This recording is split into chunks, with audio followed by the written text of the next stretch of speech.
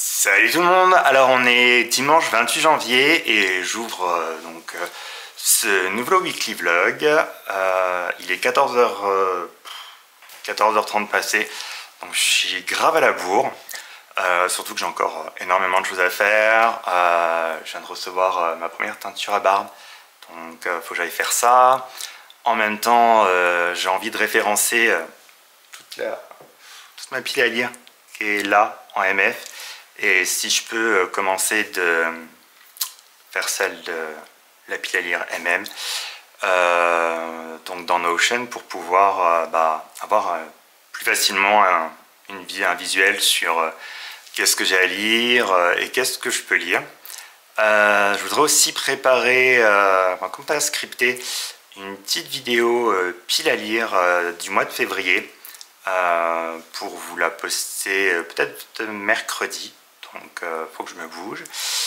Puis vous le voyez pas, il y a plein de bordel par là qu'il faut que je range. Il faut que je range du linge. Il faut que je finisse tout ce qui est meal prep de la semaine que j'ai commencé hier. Donc j'ai plus que normalement qu'à 2-3 trucs à faire, à mettre dans les petits tiroirs et je suis tranquille. J'ai un peu de ménage à faire. Et puis après, je voudrais quand même me poser avec un bouquin et bouquiner un peu. Donc écoutez, on perd pas plus de temps. Alors pour le coup, vous excuserez, hein, la salle de bain elle est en cours de rénovation. Donc je me suis commandé ce produit-là sur Amazon. C'est du Just for Men barbe et moustache. Donc le but du jeu en fait c'est de venir camoufler. Vous ne voyez pas trop, mais il y a pas mal de zones qui sont, enfin, surtout ici, sont bien blanches. Et donc le but c'est de camoufler à peu près ça. Voilà, j'ai regardé sur internet, cherché différents produits et j'ai choisi celui-là. Alors pour le coup il a l'air assez simple d'utilisation. Pour le coup on a un petit truc traitant dans lequel on met les produits. On a un petit procès pour étaler le produit, des gants parce que c'est bien beau de faire de la coloration, mais bon, comment dire, le but c'est pas d'avoir les mains qui soient marron. Et on a donc deux tubes. On a donc la base de couleur, je sais pas si vous voyez que c'est écrit, voilà. Et on a un développeur de couleurs. Et en gros, l'idée, on vient mettre une bande de chaque là-dedans. On mélange et après on applique. Et puis à partir de là, c'est 5 à 10 minutes d'application pour si on veut plus ou moins foncer. Donc moi je vais mettre 10 parce que généralement j'ai le poil qui est assez dur. Donc voilà. Et puis après on va aller sous la douche. Alors je vous mets la partie là. Par contre, on va passer l'étape où je vous filme, où je me filme sous la douche. Ça pourrait peut-être intéresser certains ou certaines d'entre vous, mais on est sur YouTube, c'est un vlog tout public, pas un OnlyFans, donc on va éviter de montrer mes parties intimes. Voilà, donc on met pareil. Voilà, comme vous le voyez, j'en mets un peu de chaque. Je pense que ça va m'en falloir un peu plus. Et pour le coup, on vient étaler sur la barre. Et c'est bien ce que je dis, pour le coup, ça va me falloir plus d'une application parce que vous êtes gentil, mais j'ai un peu quand même de la surface à étaler.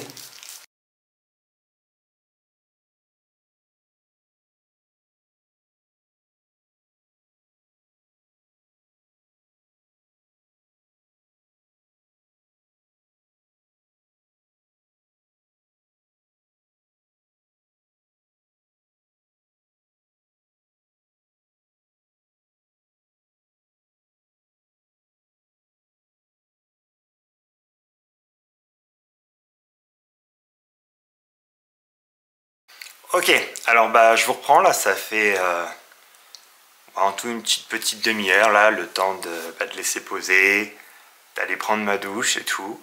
Et comme vous pouvez le voir en fait, ça fait plutôt naturel, ça fait vraiment sympa. J'aime beaucoup en fait, et parce qu'en fait ça fait pas too much. Vous voyez, ça fait un rendu assez naturel quoi, on n'a pas l'impression que j'ai fait une teinture quoi. Bon, si tu m'as vu avec les poils blancs, forcément aussi, mais ça fait pas bloc, tu vois, ça n'a pas teint l'impôt, rien, tu vois, et même les poils, là vous ne me voyez pas forcément très très près, peut-être un peu plus par là, mais il y a des poils en fait qui sont encore un peu plus clairs que d'autres, comme si il y avait quand même des nuances entre du temps, vous savez, le blanc, noir, enfin bref. Et donc voilà, donc je suis assez content du résultat, parce que pour le coup, ça fait un petit coup de rajeunissement, sans pour autant faire too much, donc je suis content. Ok, bon, et ben écoutez, là on rigole plus, on va s'attaquer au gros du chantier de la journée, à savoir la pile à lire. Ok, alors le but du jeu, c'est de répertorier en fait sur le téléphone, donc sur Notion. Donc j'ai créé une base de données pour pouvoir rentrer déjà toute cette partie là, j'aimerais bien la rentrer. Pour pouvoir en fait savoir où j'en suis dans ma balle, et voilà, pouvoir me dire qu'est-ce que j'ai pas, et quand je prépare mes piles à lire du mois, ou je sais pas quoi, quand je vais faire une vidéo, ou quand je sais pas quoi lire, que je puisse ouvrir partout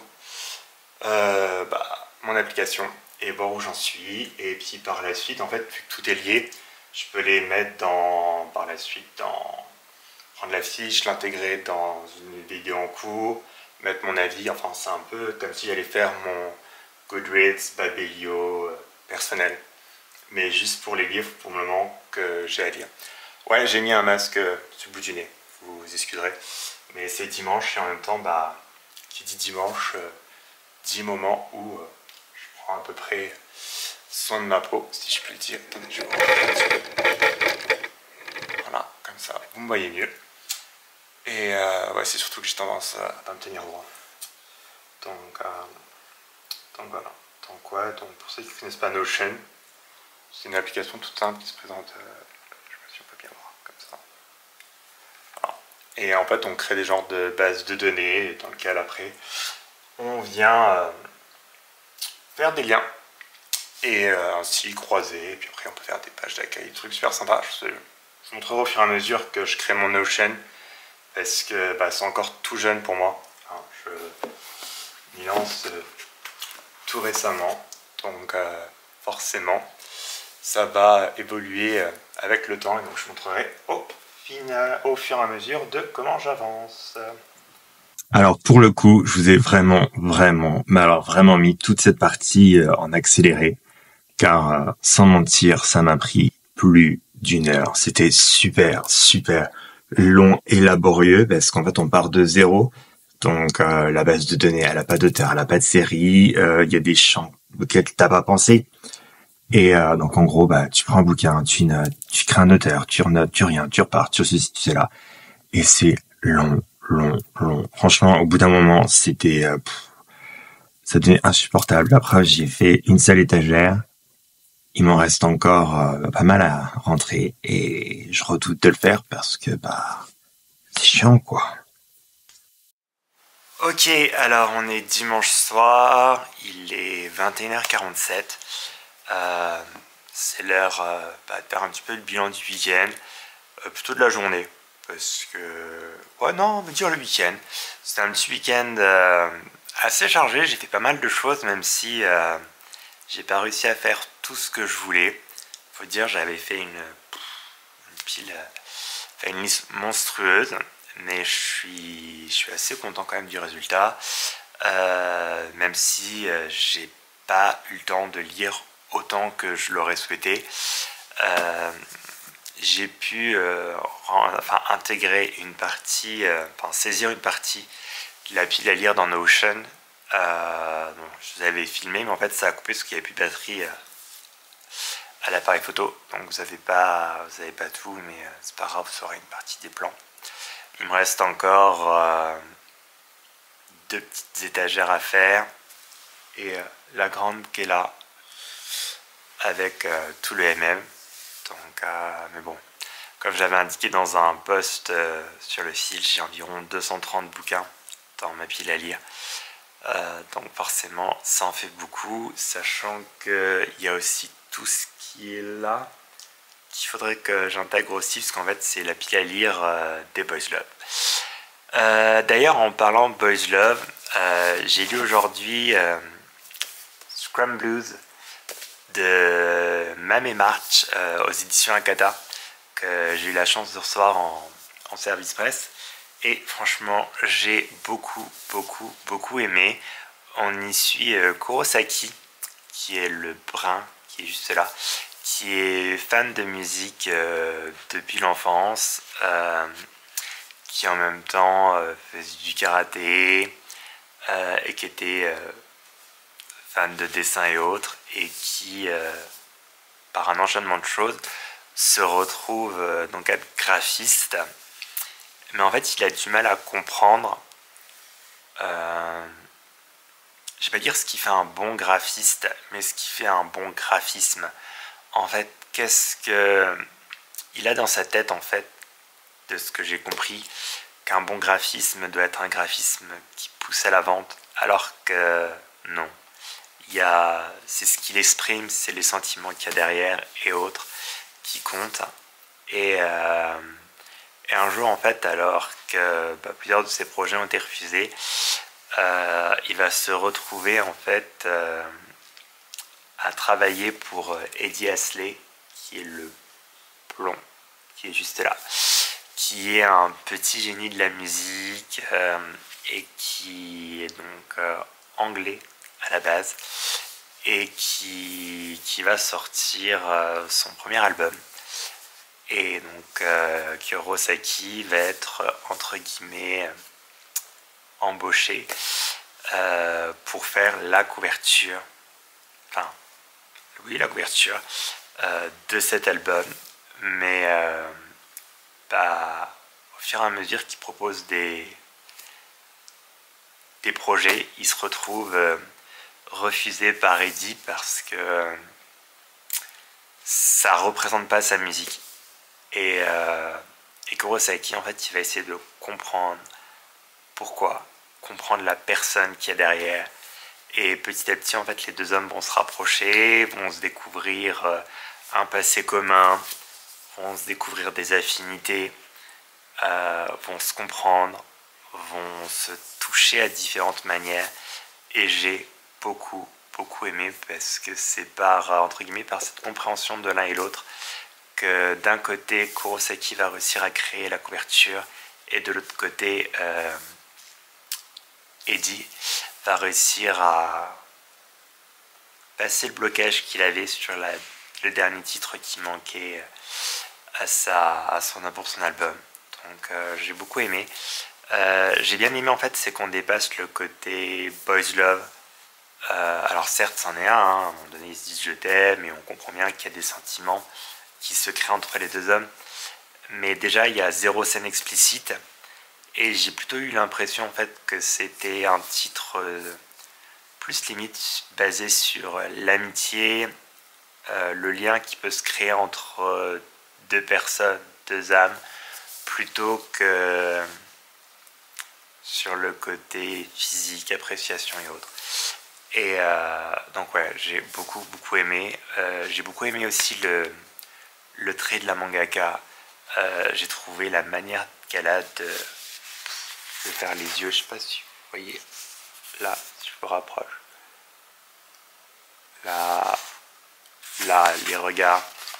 Pareil là, sur Kurosaki. Il y a vraiment, en fait, un gros travail sur le regard, et je trouve que c'est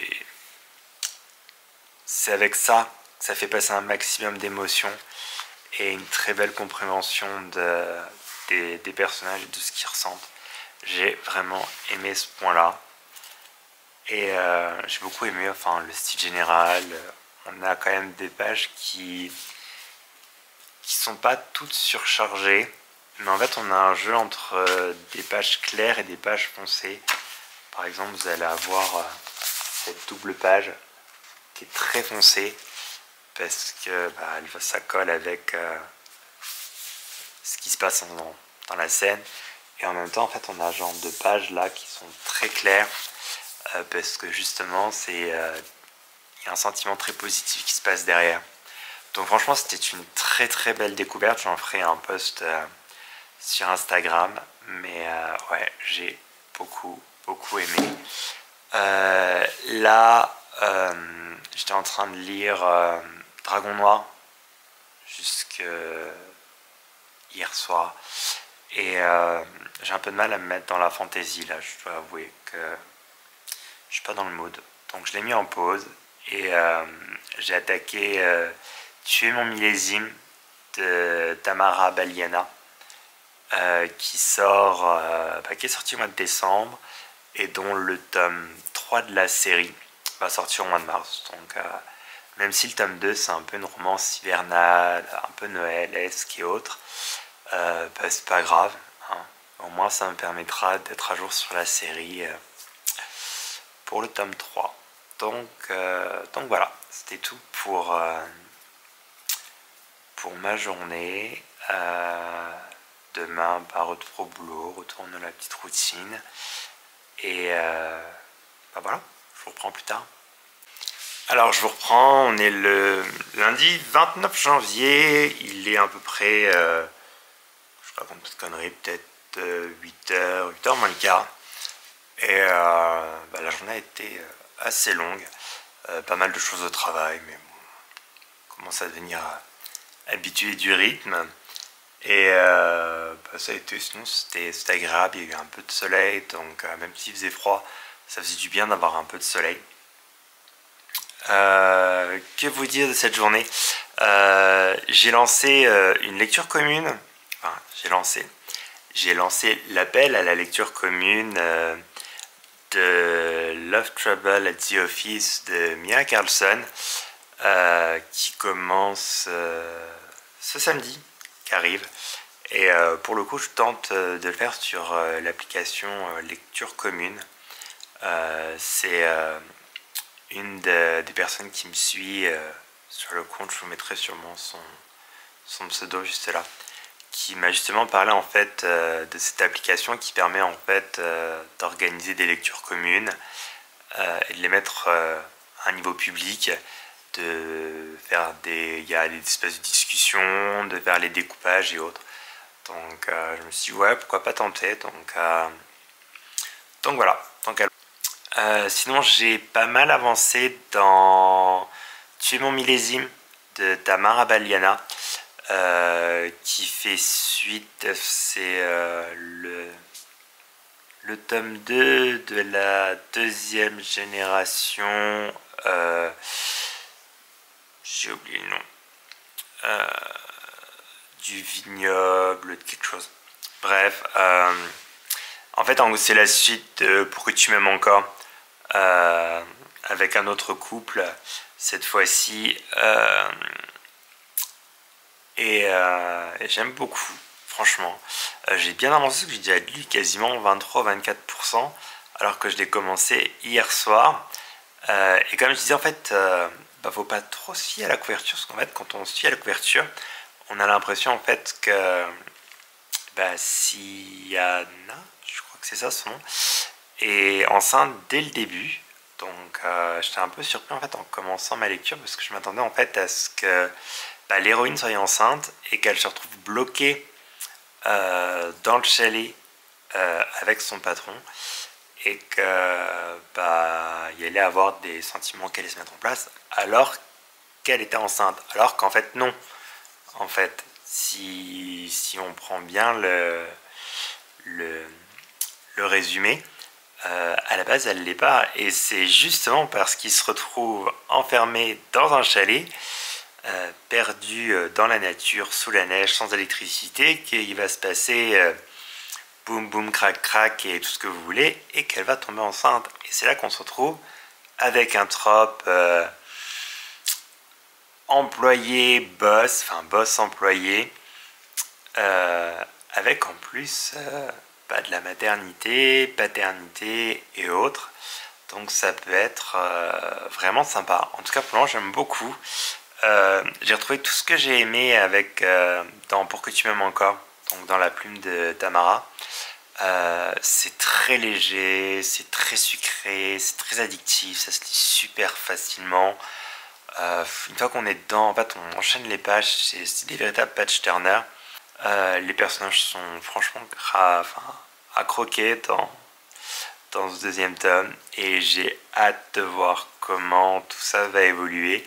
Là j'en suis arrivé où il y a la coupure d'électricité et il se retrouve tout seul dans la chambre avec des bougies pour l'éclairage, et ils ont sorti les bouteilles de vin, et je pense que ça va commencer à devenir caliente, donc j'ai hâte de poursuivre ma lecture. Sinon ce week-end, j'avais oublié de vous en parler, mais j'ai reçu de mon partenaire KBL le tome 2 de Dangerous Convenience Store de 945. Donc, voilà. J'avais lu le tome 1 que j'avais eu en partenariat aussi, dont je vous avais pas encore parlé. Donc je ferai un post sur le tome 1, le tome 2. Mais en tout cas, j'ai beaucoup aimé ce tome 2. On y suit donc la suite de la relation, de l'histoire entre Eui Jun, qui est un étudiant. Je sais pas si on le voit dans la... Non, on ne voit pas, peut-être. Si, là, c'est lui, Eui Jun, qui est un étudiant dont le frère est à l'hôpital dans le coma, et qui travaille dans un convenience store, donc dans un tout petit magasin la nuit, pour payer les factures et en même temps payer ses études.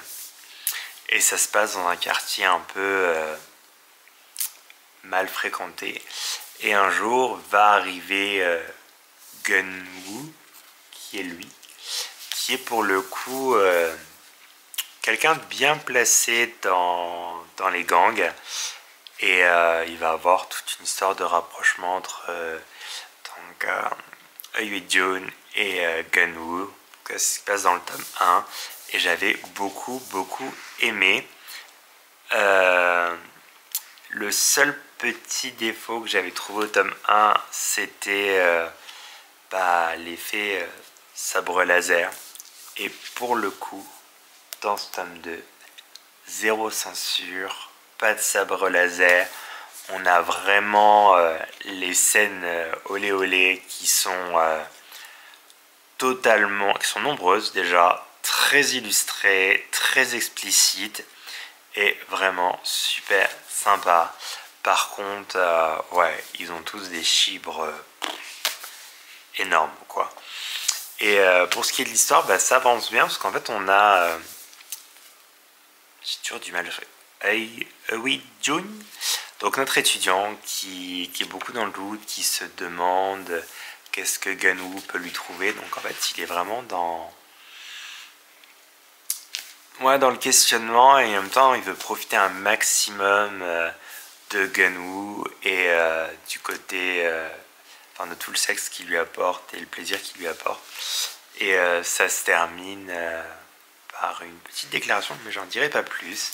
Et ce que j'ai vraiment beaucoup aimé aussi dans ce tome 2, en plus des scènes non censurées, de l'histoire qui avance bien, c'est qu'en fait on a tout un chapitre bonus qui est pour le coup le point de vue de Gunwoo, de leur rencontre, de ce qu'il a ressenti dans le tome 1, de ce qu'il a ressenti, parce qu'à la base on comprend que Gunwoo il est hétéro, et comment ça va être tout le cheminement et tout le processus qui se fait avant la fin du tome 2. Donc franchement, c'était super sympa. Alors pour le coup, on est le jeudi... non, le mercredi 31 janvier. Et ce soir, je vais voir Elisabeth Buffet avec un pote. Et après, on va manger pour son anniversaire dans un petit resto avec Julien, qui nous retrouve tout à l'heure. Donc là, je suis assez content pour le coup. Donc là, bah, je me dirige tranquillement rejoindre mon pote.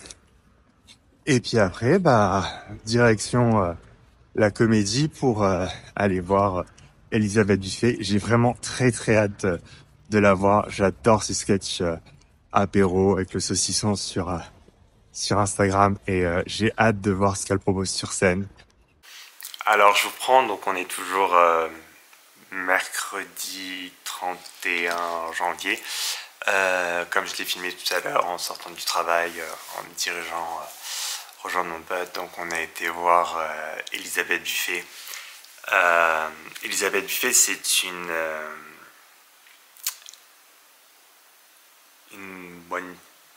showgirl, une humoriste, enfin de grands talents que j'avais vraiment rencontré, enfin découvert sur Instagram avec toutes ces vidéos apéro avec le saucisson. Et c'était toujours des moments magiques où je rigolais beaucoup parce qu'en fait elle a un humour qui me parle vraiment.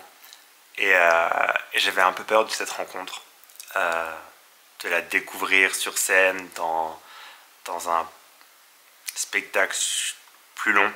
J'avais peur de ne pas retrouver cet humour et en fait c'était encore mieux. C'était extraordinaire. J'ai pas filmé pendant le concert ni rien pris, enfin pendant le spectacle, ni rien pris de photos parce que par respect pour elle, j'ai juste pris à la fin, je vous le mettrai là ou là, je sais jamais, le petit passage en standing ovation à la fin.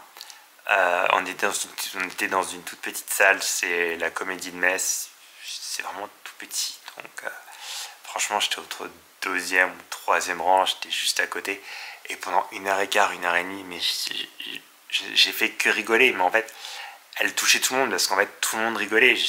Franchement, c'est pas compliqué, il y a eu des rires, j'ai jamais autant entendu de rires communicants et communicatifs et une telle interaction entre l'artiste et son public pendant 1h30 quoi.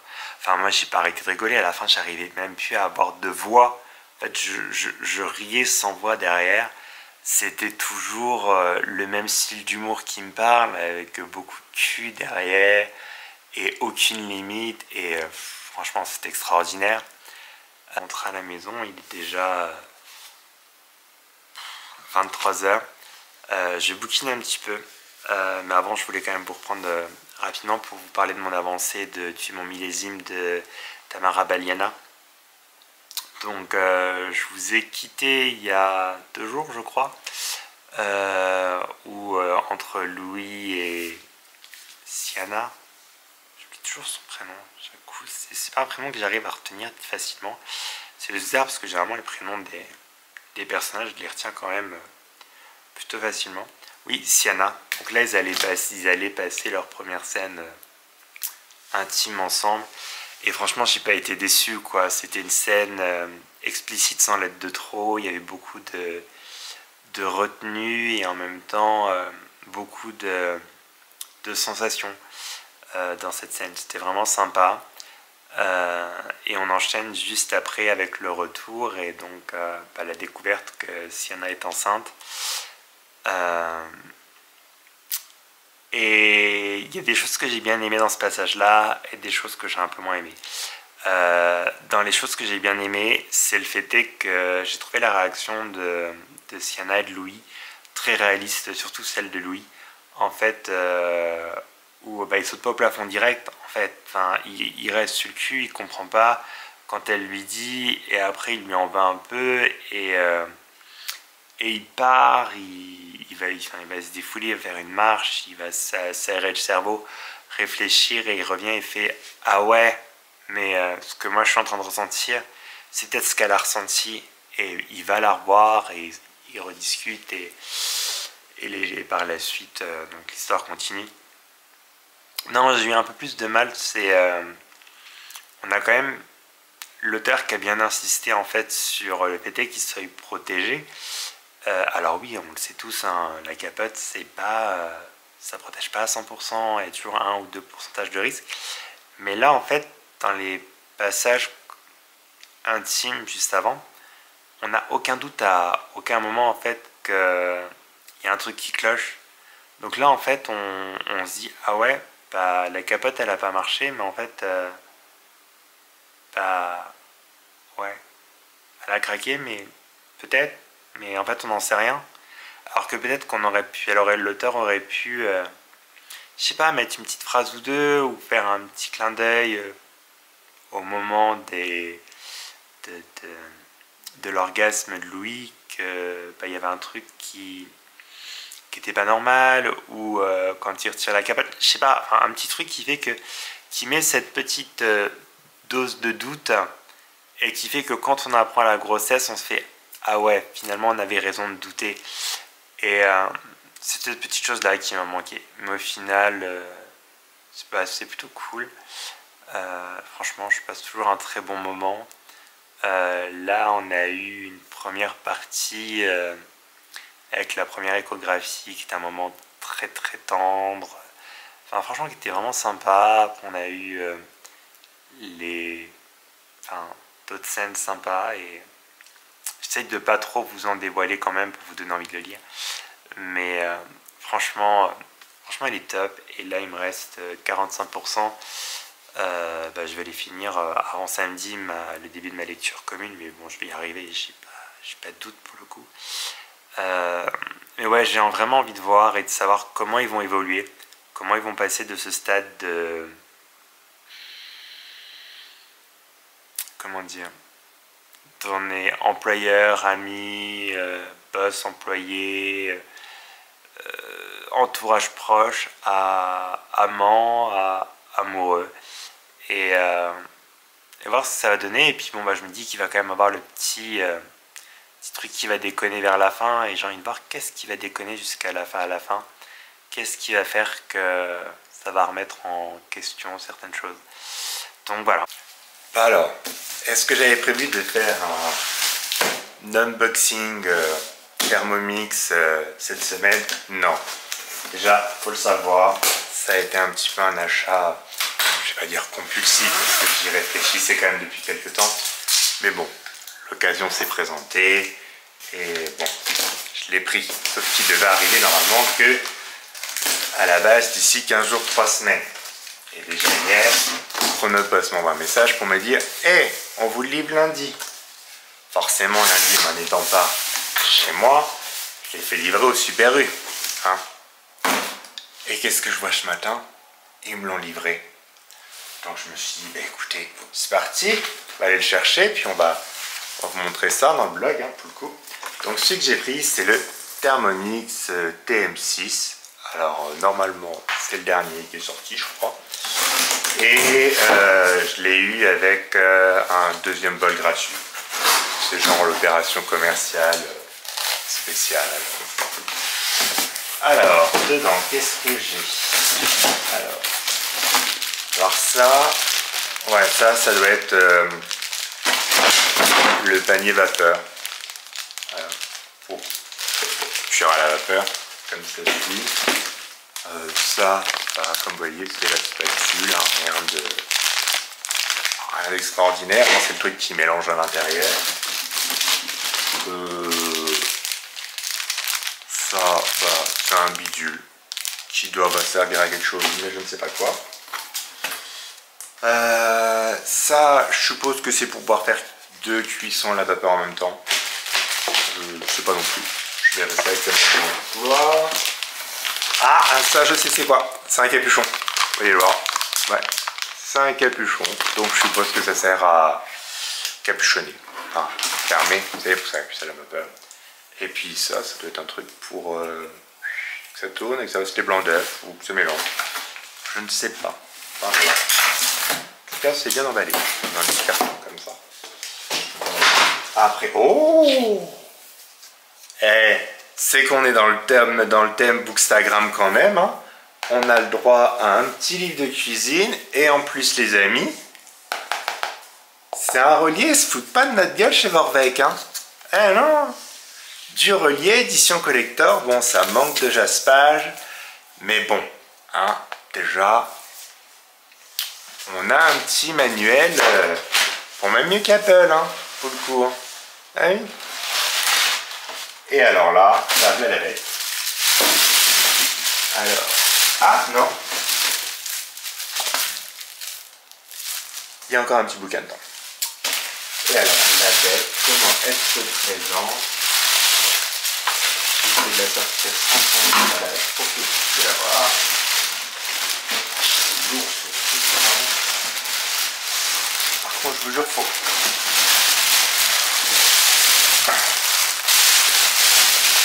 faut être sportif, hein, pour déménager du Thermomix. Hein.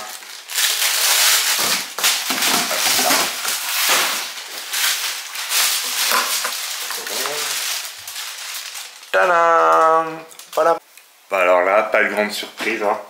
Pour le coup, il va avoir la même place que avait le compagnon que j'ai déplacé.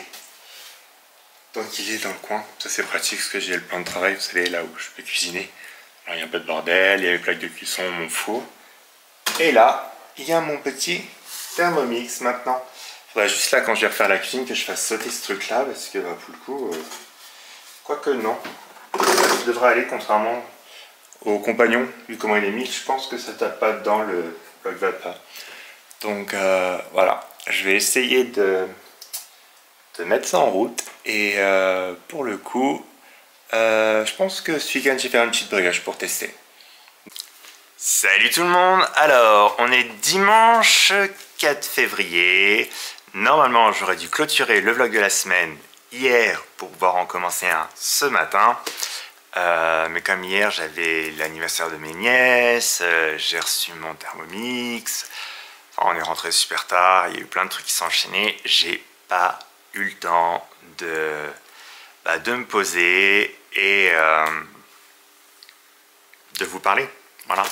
En plus, hier j'ai commencé la lecture commune du dernier Mia Carlson, donc je voulais vous en parler un petit peu dans le vlog. Je voulais terminer un Boys Love que j'avais commencé et dont je voulais vous parler aussi dans ce vlog. Donc je me suis dit, écoute Loïc, tu termines tes petits trucs, tu les finiras dimanche matin en te réveillant et après, tant pis, tu clôtures le vlog dimanche midi, bon là plus vers 14-15 heures et t'en commenceras un nouveau juste après, jusqu'à la semaine prochaine. C'est pas grave, après tout, on est entre nous, si 1 ou 2 jours de décalage, c'est pas la fin du monde. Alors hier, comme je vous l'ai dit, j'ai reçu mon Thermomix et pour le coup, je suis super content. Il est franchement tip top. Moi, j'ai pas encore pu beaucoup m'en servir. Hein. Je l'ai juste monté, installé l'application, vu comment ça tournait. Ce matin, j'ai testé de faire des baguettes de pain. Donc j'ai la pâte qui est en train de monter là. Mais c'était cool, on appuie sur les boutons, on voit la recette, on a l'application, ça balance sur le Thermomix, on voit petit à petit, ça pèse, en fait c'est super top. Donc j'ai hâte vraiment de m'en servir pleinement et de voir tout ce que je peux faire avec. Donc je pense que je vous montrerai des petites recettes des fois en vlog que je fais ici et là, quand il y a des trucs sympas. Donc on verra. Sinon hier c'était l'anniversaire de 2 de mes nièces, enfin des nièces de Julien, mais bon c'est comme si c'était mes nièces pour le coup. La plus grande qui a 15 ans et la plus petite qui a 9 ans. Donc c'était cool, on a refait un pas de famille chez la belle-mère, on a bien mangé, bien bu, bien rigolé et tout, c'était super cool. Ouais, je dis beaucoup super cool d'ailleurs. Ouais, c'est vrai, faut que j'arrête de dire super cool. Bon, en tout cas, j'ai passé une bonne journée, j'ai pu discuter donc avec toute la famille. En fin de journée, je me suis posé juste avec ma belle-sœur, on a papoté ici et là. C'est vraiment sympa. Et je suis rentré et j'ai donc lu les 6 premiers chapitres donc, de la lecture commune de Love Trouble at the Office de Mia Carlson. Et franchement, j'adore. Mia, je lui avais dit la dernière fois que j'ai lu un de ses bouquins, je fais putain mais faut que tu mettes plus de cul, il faut que ça commence fort, il faut attaquer direct, il faut y aller. Elle me dit, oh, j'ose pas, j'ose pas. Mais là, bah, à la fin d'entre-deux, parce que ça commence fort, question... mais ça reste plus imagé et assez soft, plus sur la fin, donc c'est un mix des deux, mais ça commence bien. Je retrouve tout ce que j'aime chez Mia, hein, ça veut dire une plume très légère, très addictive. En même temps, elle crée des personnages toujours très hauts en couleur. Puis je sais pas, ça se fait avec facilité, on s'attache au personnage, les événements s'enchaînent les uns après les autres, et franchement, j'ai lu 6 chapitres en moins de 2, et ça m'a fait le même effet qu'avec le Tamara Baliana, en fait. Ça se lit à une vitesse, c'est des auteurs qui ont la facilité d'écrire de belles histoires avec des personnages très bien construits, une histoire très bien construite, mais en même temps il y a une facilité, je sais pas si c'est dans la manière qu'elles tournent leurs phrases ou le vocabulaire qu'elles utilisent, mais en fait on a une fluidité dans le récit qui fait que on enchaîne les pages sans s'en apercevoir, et pourtant je suis pas quelqu'un qui lit très vite, mais là en fait ça se lit en moins de 2 quoi, franchement. Donc j'ai hâte de continuer ce soir. J'ai les chapitres 7 à 12 à lire, donc pour ça vous l'aurez dans le prochain vlog. Puis pour le coup vous aurez mon avis jour par jour, parce que après la lecture commune va jusqu'à vendredi prochain, si je dis pas de bêtises, ou samedi prochain. Donc je clôturerai le vlog sur ce titre. Question Boys Love, j'ai lu Our Love Will Last Till the End of Time, celui-là, de Nanako Eida, que j'ai eu en partenariat, en service presse, via mon partenaire Taifu Comics, donc que je remercie. Donc je vous mets la couverture. C'est une lecture que je devais lire en décembre, janvier, mais bon j'ai eu le rythme qui a été un peu déboussolé, donc là je rattrape mes lectures, et je vais rattraper après mes avis sur la page Instagram, donc vous inquiétez pas, j'en parlerai bien sur l'Instagram, mais je vais quand même vous donner mon avis ici rapidement. Donc pour ce qui est de l'histoire, on y suit Hiroto, qui est lui, qui dans une vie antérieure était un prince, le prince Luc, qui était tombé amoureux de Mika,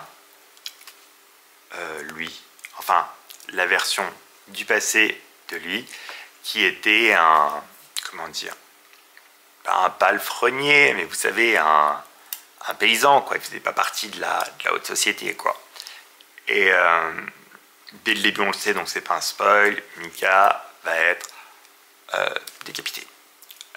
Voilà, il va être tué.